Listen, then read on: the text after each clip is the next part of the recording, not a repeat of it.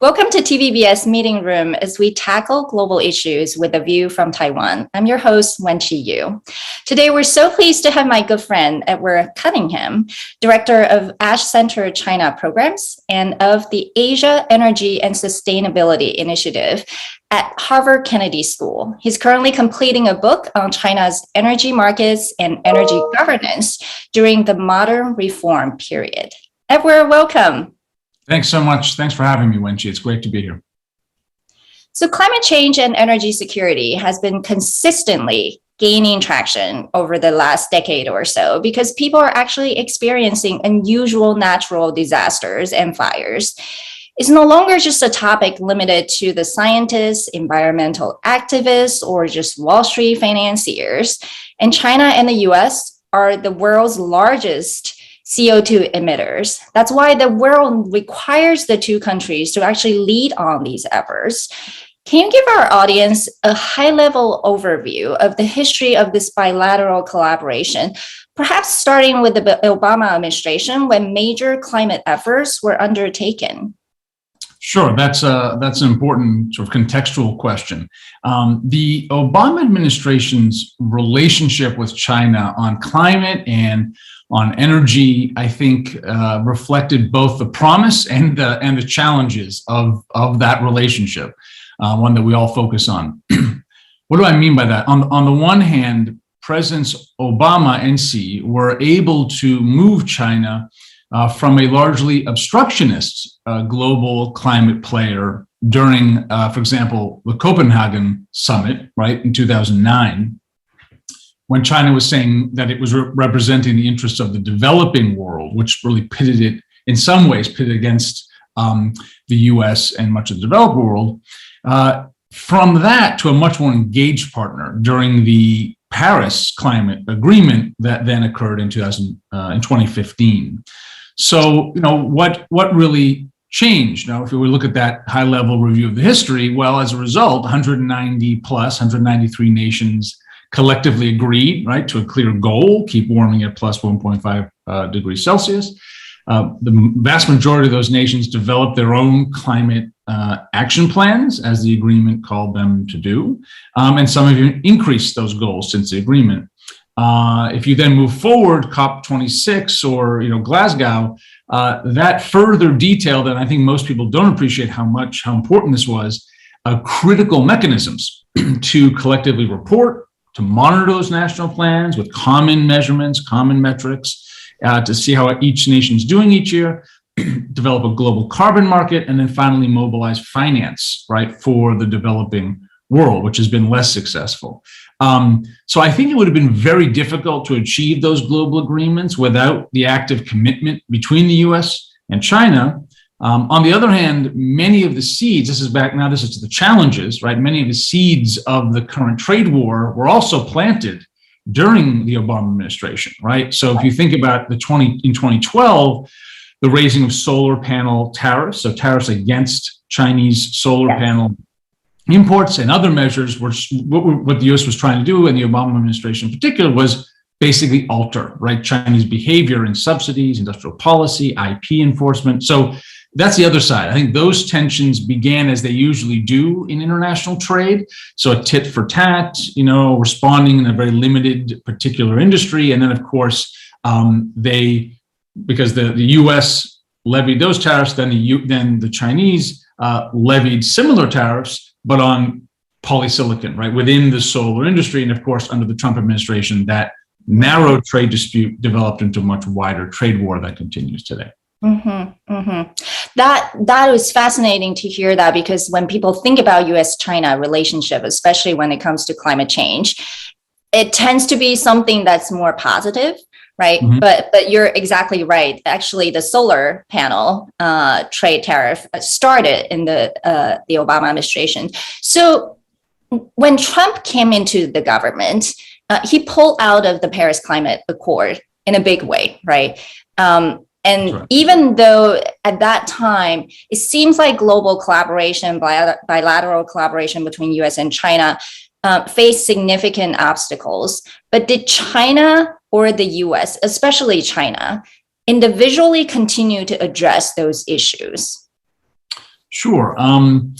Yeah, that was a major pivot, of course, from the U.S. Perspective. Fortunately, just speaking quickly first on the Trump administration, I think fortunately Trump's pulling of the U.S. from the Paris Agreement had to follow specific rules that had been well designed and established by that agreement, which meant that it required several years effectively to take effect. President Biden then prioritized U.S. re-entry to the agreement upon his assumption of the U.S. presidency. So the impact, while psychologically significant, I think, for the credibility of the U.S. globally, was minimal in reality. I think we should always remember, of course, that the U.S., if we look at the U.S. just right in the beginning here, we face a lot of urgent challenges, right, in this regard in terms of climate. We emit over 6 billion tons of CO2 annually. We share much of the blame, of course, when it comes to global warming. We're behind schedule in the U.S. in terms of our reduction targets. We remain the biggest contributor in the world when it comes to cumulative, so historical emissions, which is critical. I would say, from the U.S. perspective, probably a lot more progress, which we'll talk about maybe later, has been achieved at the state and regional level. When in the United States, places like California, have established cap and trade markets, and the U.S. Northeast, we have a great regional cap and trade. There's even increasing agreements with Canada and some of these states. So I think when it comes to China, it's incredibly interesting, of course. One is China's continued to make significant progress when it comes to clean energy. It is the world's largest solar market, wind market, carbon market. The role of coal in China's national energy system has declined meaningfully from about 70% of primary energy consumption to just under 60% in about 20 years, which for some nation and a market the size of China is real. And so I think the benefits of a lot of those changes, not just in the energy structure, right? So the way energy is produced, but also on the environmental side, environmental policies, some of which are related to climate and emissions, some of which are related to health and much more regional local environmental challenges have been real. So if you look at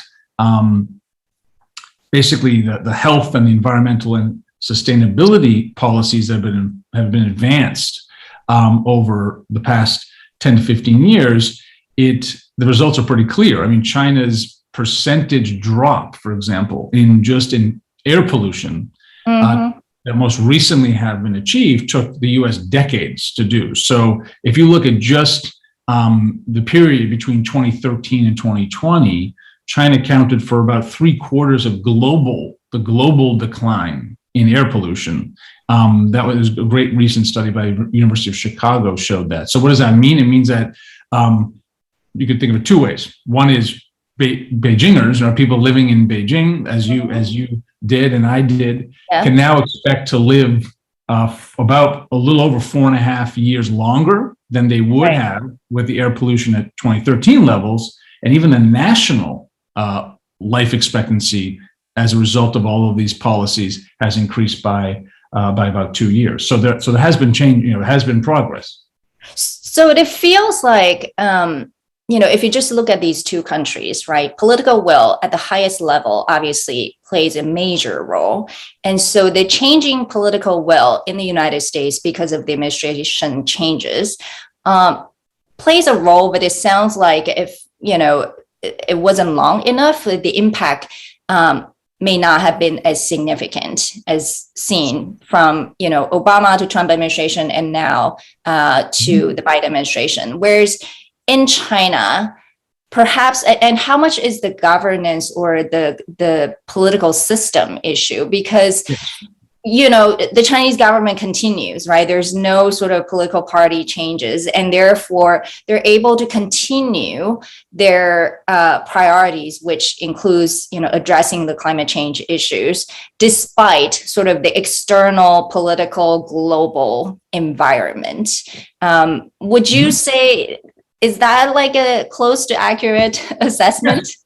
Yeah, no, Wenji, no, you're right. I mean, there are, one way of thinking about it is from the perspective of governance and governance systems. When you look at progress in the United States, the EPA, the Environmental Protection Agency, has had significant wins over the decades. So the federal government has played an important role, and particularly in establishing minimum standards that have to be met, right, across the many states. So we have a federal government, obviously, and that federal government has a role. However, I would say the largest difference is the ability, particularly when it comes to energy policy. It's very hard for the U.S. to have a national energy policy. In the end of the day, even in the environmental side, many of our sources of progress have come from the states. And as a result, you're right that once you start getting into cross-border, cross-state integration or coordination, which is often needed, whether it's because pollution, of course, itself crosses borders, political borders, or because in the end, the infrastructure needed to change both the energy footprint and the emissions footprint itself crosses political borders and is usually capital intensive and networked. When you have a highly fragmented political system, as we do in the United States, a decentralized federal one, yes, it then makes it very difficult for very mundane reasons, right? Simple logistics around right of way. You want a high-speed rail. How do you do high-speed rail? Well, you need to use public eminent domain and public power, right, to do that. So that's on the one hand. Also around urban planning, massively important, right, to meet these goals. Much harder to coordinate in the United States because of also even not just between states, but within cities, right? Harder. So yes, whereas on the Chinese side, the not just the idea of one party, which is critical. As you state, in the United States, we tend to flip parties and party powers back and forth. I think more importantly, when it comes to eminent domain, when it comes to issues of capital intensive investment in infrastructure, it is true that there is a dividend in that sense. Of course, again, provinces themselves will push back, right? So there's always, we often use that phrase, right? That at the end of the day, while there are many policies that are put in place, right, there's always countermeasures from the bottom. So that is my question. So the changes of how intense, I would say, those efforts are also depends on economic, the balancing act between economic growth as well as the need for addressing pollutions and climate change, right? And that is maybe something that's quite unique in China in the sense that as you mentioned, right, we both lived in China during a time, and perhaps me more so, during a time it was the peak of pollution. And so I do remember the central government somehow does have the power to switch on and off in terms of how much they want factories to continue operate with coal burning practices or not, right? So temporarily, for example, during any of the significant political gatherings, they would switch off. So then all of a sudden you see blue sky for a couple weeks, for maybe a couple days, but then it switched back for economic growth, or during Chinese New Year, for example, then it's blue sky again. So that is like fascinating, obviously. So given where China's economic development is, and balancing economic growth and addressing sort of those structural economic issues is so essential to China's ability to deliver its commitment to reducing CO2 emissions. How is China thinking about all this? Yes. So, you're right. It is fascinating. It's fascinating to both to live through, but also, of course, to see that while, yes, we often did see the impact of those policies through blue skies for the Olympics and other Daohui and specific events. I remember also the incredible frustration that both the government felt, but also the industrial players, right? The actual power utility, the grids, the national grid, the southern grid, and the power producers had, or the manufacturers, because it didn't, of course, it's such a complicated system and such a complicated goal that it didn't always match that well, right? So yes, on the one hand, I think you're right. Certainly that level of control you don't see in the United States. On the other hand, atmospheric science is so complicated that oftentimes they weren't able to achieve what they actually wanted to achieve within the precise time. So it was to me, both an example of the power of the government, but also a bit the limits of its power, right? So what does that mean? When I think about it, there is still a lot of progress, right? So when you talk about trade-offs, effective is what you're asking about, right? Balancing economic growth and addressing these concerns for the environment. There's still a lot of progress. There's been so much progress, as I just mentioned. However, like many things in China, I think it's going to be much harder to make the additional progress that is needed. So what does that mean? Well, yes. Coal, when you look at coal and it's dropped from 70 to under 60%, that's great. It's meaningful. But as just one example, if you look at that number of about 11, 12% drop, it's not driven solely by gains in solar and wind, for example, right? So if you look at the national share of just fossil fuels, like other fossil fuels, oil, gas, they actually grew by 5% during that time, right? 2000 to 2020. And that's a little bit just below a 6% growth in renewables and nuclear. So coal is dropping, but oil and gas are rising. So if you look, so what does that mean? It means that on that same University of Chicago, that same team that just had the study that came out recently, they found that while there's been a lot of progress, if China were to meet WHO guidelines, let's say for air pollution, as you mentioned, stricter than China's, well, then Chinese citizens would gain another 2.5 years of life expectancy. So there's only so much you can do. I lived through, when I did my doctoral work, research work in China in the mid 2000s, what I was doing was running around looking at scrubbers in coal-fired power plants. How are they dealing with SO2, right? Those kinds of questions. There's only so much you can, and they did. I mean, unbelievable installation rates. But there's only so much you can do with scrubbers, for example. Only so much you can do improving auto fuel, which are important, but auto fuel standards. So what I think is increasingly clear is that the additional progress needed is really running against what you're talking about, which is structural challenges that the CCP, right, has found. So those trade-offs, in the end, are very real because they're competing priorities of ensuring energy and heat supply and then maintaining growth, right? So in the end, coal output is going to remain stubbornly high because heavy industry plays a crucial role. It will continue as long as those subsidies remain in place and the government tries to maintain economic growth rates in the face of a declining growth rate by Go ahead. Yeah, and that's where I think finance plays another really significant role, right? Yes. So again, I remember when I was living in China for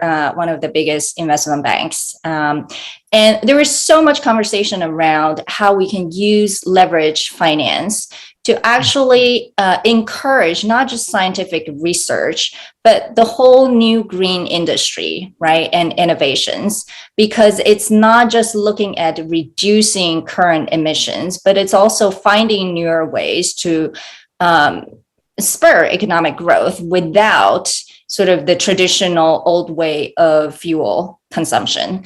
And that was very much led by the People's Bank of China, the central bank, and there was a lot of sort of central bank interests and even initiatives. And how's that going so far? Yes, you're right. So there's really two things that are happening when it comes to green finance.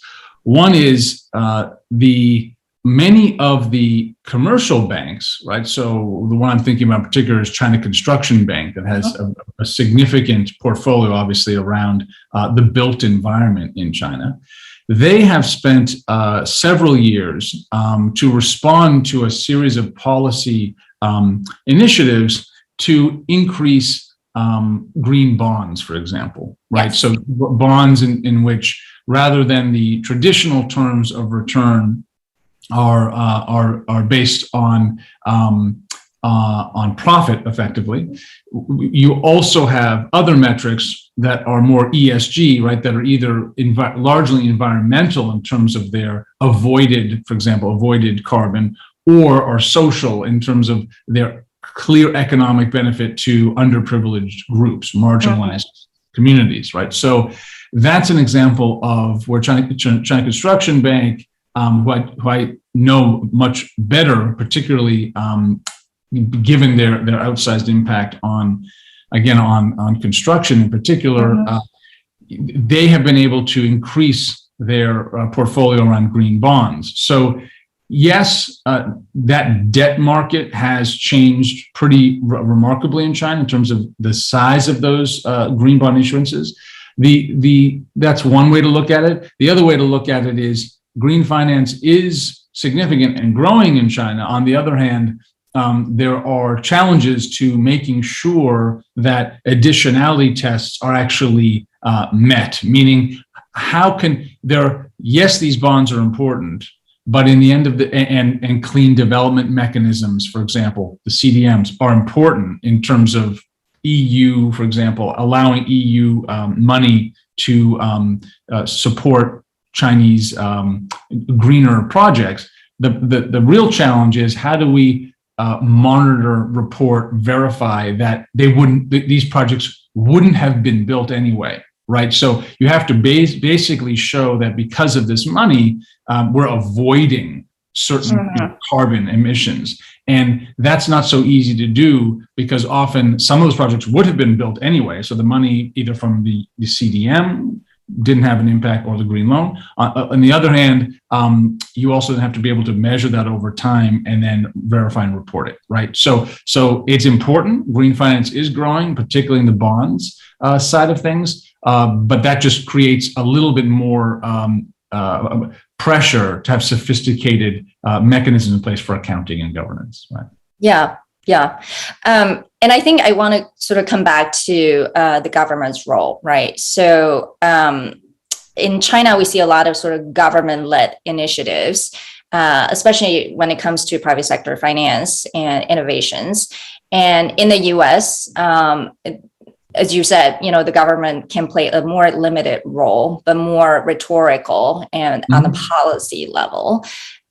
So when President Biden came to the office, he promised a clean energy revolution that would basically both slash emissions and strengthen the economy. And then he appointed, former Secretary of State John Kerry as a special presidential envoy for climate. So there was a lot of hope that the US and China would jointly lead climate efforts.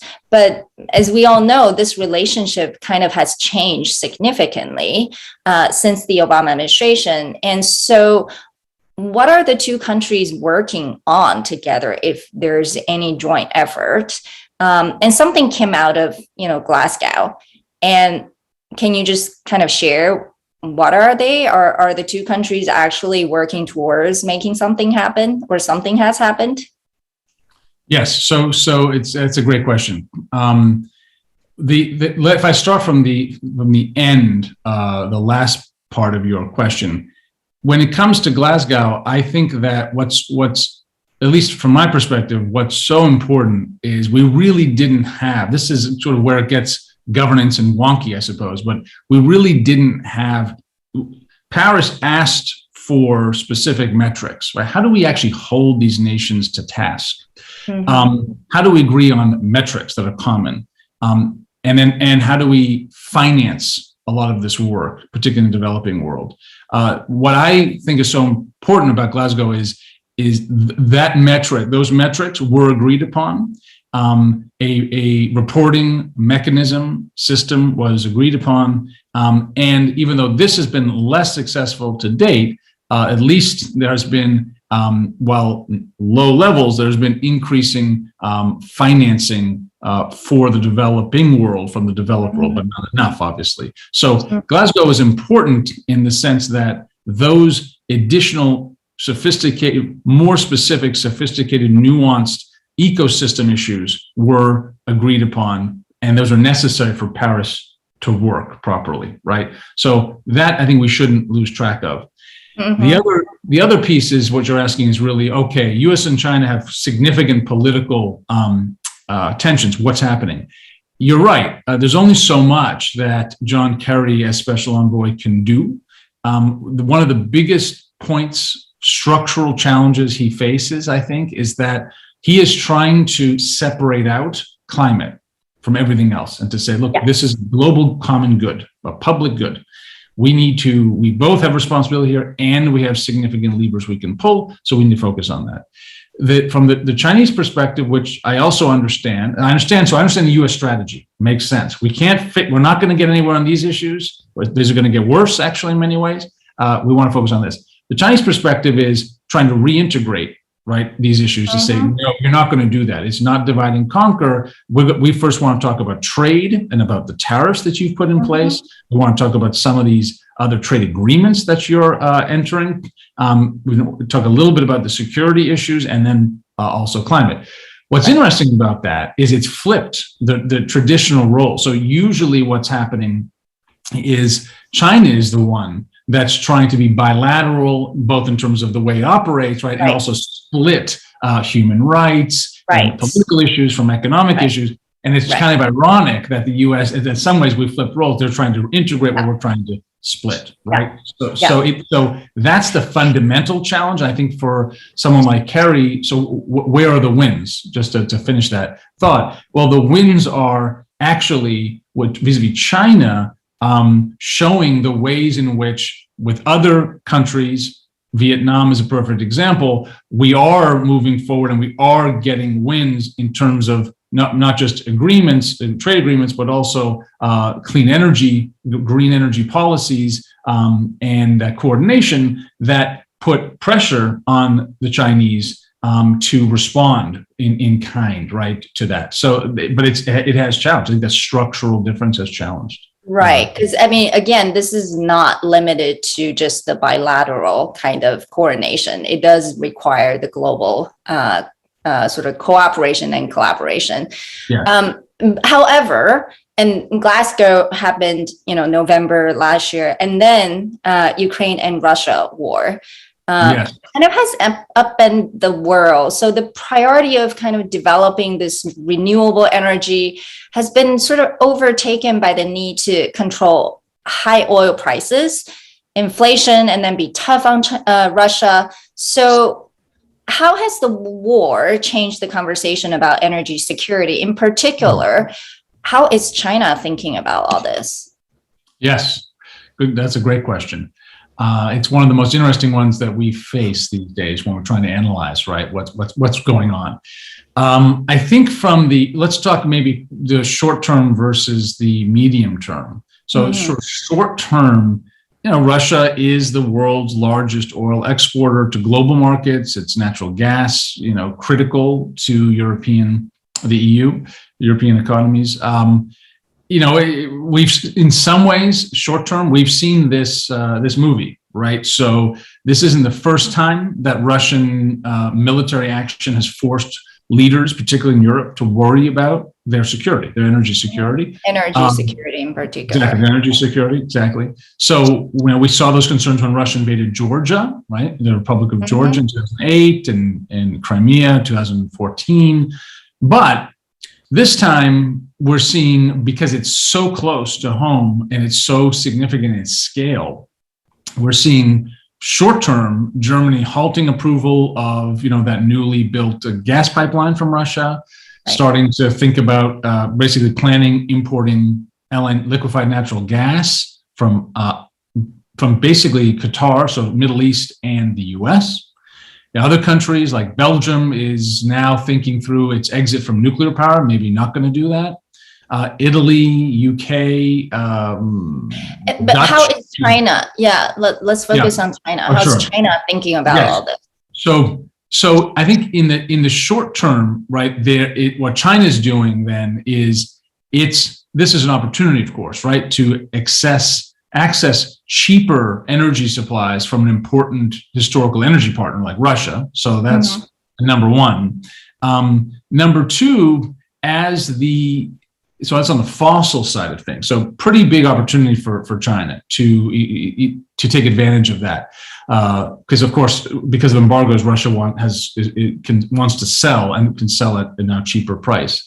The second, I think, which is in some ways more interesting, is China in the medium term sees, I think, Chinese companies and certainly the government view this also as an opportunity to export not only its own standards around the renewable piece, but also its own its own products and services. So if in the end, European nations, right, are shifting away, at least in the short term, and probably in the medium term, are arguing we're going to try to be more resilient and be more self-sufficient. What that means in the medium term, as opposed to the short term, is that they need to build much more responsive, decentralized, more renewable abilities to produce power, right, to produce energy. What that means is for a lot of Chinese companies, they're able to provide EPC, other services, as well as panels, as well as wind turbines to do that. And so I think on the other side, the medium term, I think China's also viewing it as an opportunity, but not on just the fossil side, but on the renewable side as well. Fascinating. So it's an opportunity for actually more conversation around alternative energy supply. Right. And China sees that as an opportunity, obviously, because they've been focusing on it for over, the last decade or so. That's why you can export a lot of that capability. Yeah. Well, since we're talking about governance issue, I like to invite Professor Weida Fang, Director of the Graduate Institute of Environmental Education at National Taiwan Normal University, to ask a question. Hello, I think my question is quite simple because we find some significance between the word just being changed. So what is the beneficial if we, like a citizen, we face the increase of the green technology, or maybe we got the price rise. So how do you think if we got some price issues, how can we use green energy compared to traditional gasoline or any use of the energy? Yeah, that's my questions. So how is it sort of about how to convince the people, the citizens, that paying more is good for environment? Yeah, because it's beneficial to our climate change. Society. I think the price is the key issues, I think. No, that's a great question. I think it is one of the central questions particularly for Taiwan. So I think that we always have to remember, right, given what we've just been talking about, that in the end, Paris, Glasgow, they lack enforcement mechanisms, right? Mm-hmm. So, but what they've done is they provide these clear goals, right? These action plans, and that means that citizens, NGOs, activists, corporations, local governments all have very specific targets now that they can use, right, to pressure for more action. So what you're getting to is, I think, the critical context. If cleaner energy is expensive, some people will not want it, basically, right? And that's because energy is a commodity and it's highly price sensitive as a result because it's a commodity. Even worse, I think this really gets to what you're asking. The end consumer often has no idea if the electricity, for example, is green or is black, right? So the behavior really just depends on price. So I think you're right to focus on this sensitivity to cost. A friend of mine, Amory Lovins, who is in many ways a fascinating individual, and he founded the Rocky Mountain Institute. basically he's argued that for decades. And what he said is people don't want energy, right? They want a hot shower and a cold beer. That was always the phrase he uses. And he says it's like when you go to the hardware store and you're looking for a drill. What you really want is not a drill. You want a hole, right? You need to create a hole. So the real question really is, why do you want that hole? So let's go back to really your question. It's asking that what then that leads to good governance, which I think is sort of good design. So the reality is that high oil and gas prices today, back to your question, your point, Wenqi, about the war, are further enabling the already dramatic drops in cost, right? For wind and for solar, for example, globally, to the point where in many parts of the world, they're competitive, right, with new build coal plants. So even better, as Amory has shown in his work, or Germany has shown in their build out, building standards, efficient design of buildings, industrial plants, homes, transport, and many other users of energy have led to massive cost savings in the design phase, right? That allow this renewable energy to be much cheaper, more attractive. So I guess I would push back a little bit in the sense that, yes, it can be more expensive in certain circumstances, but renewables are increasingly competitive, number one. And number two, if governance is used to improve design, right, for the end user, then it can drop even further. And so you no longer have that trade-off. So I'm still quite optimistic in the sense that we are seeing significant gains, and the high oil and gas prices of today only reinforce that trend. So I think for consumers in Taiwan, as an example, it's appreciation of that trend that I think would encourage their adoption. I just think about the motivation of our citizen society. So it's maybe we need to think about its motivation. So another one is our moral. We need to think about for environmental behaviors for our citizen society. I think ultimately this is a fascinating topic because it brings in so many different parts of society, right? It's government, it's the private sector, it's also the citizens tackling an issue that cannot be controlled just by one particular actor.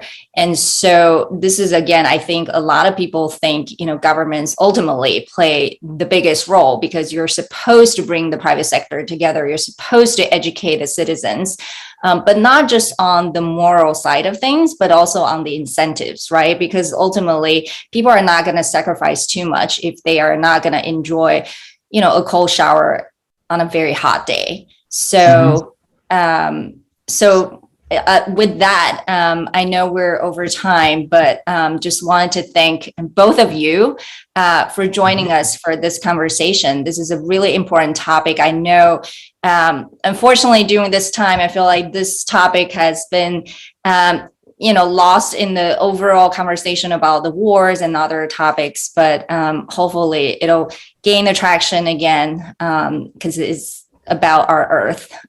So thank you so much for joining us, Edward and Professor Fang, and thank you for watching us.